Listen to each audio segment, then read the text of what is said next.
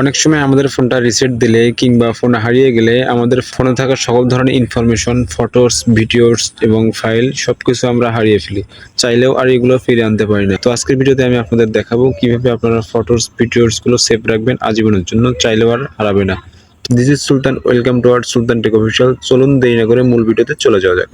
তো তার জন্য চলে আসলাম আমি আমার মোবাইল স্ক্রিনে। এখনকার সকল অ্যান্ড্রয়েড ফোনেই ড্রাইভ নামে একটা ফোল্ডার থাকে।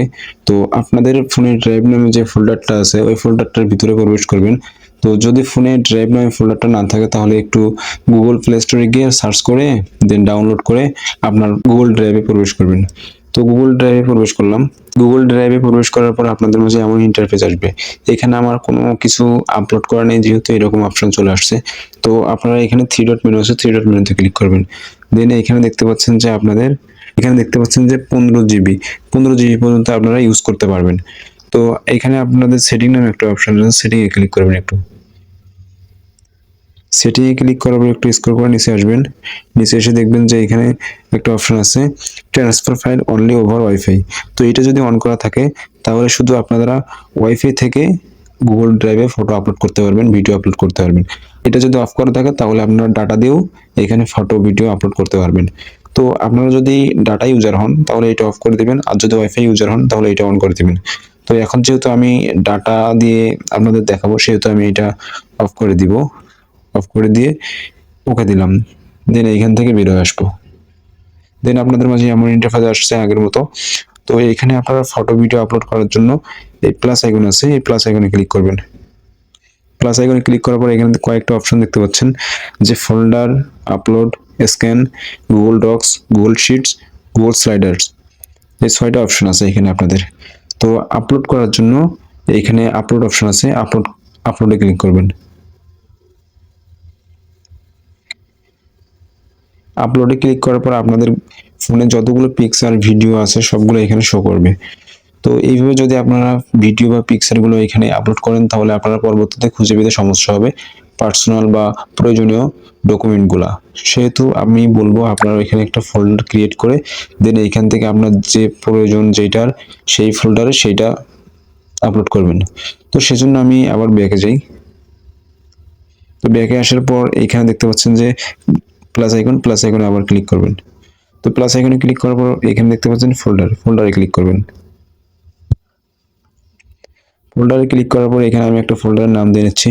যেহেতু ফটো আপলোড করবো সেহেতু ফটোর নাম দিয়ে একটা ফোল্ডার ক্রিয়েট করলাম। ক্রিয়েটে ক্লিক করবেন। ক্রিয়েটে ক্লিক করার পর দেখতে পাচ্ছেন যে এখানে আমার অটো একটা ফটো ফোল্ডার ক্রিয়েট হয়ে গেছে। ফটো আপলোড করার জন্য আপনারা যে ফোল্ডারে যেই ফটো আপলোড করবেন এখানে চাইলে আপনারা এইভাবে আরো ফোল্ডার ক্রিয়েট করতে পারেন। তো আমি যেহেতু একটাই ফটোতে আপনাদের পিকগুলো আপলোড করে দেখাবো তো সেহেতু এটাতে ক্লিক করলাম। যেটাতে আপলোড করবেন সেটাতে ক্লিক করবেন। দেন এখানে দেখবেন আবার প্লাস আইকনে ক্লিক করবেন। দেন আপলোডে ক্লিক করবেন।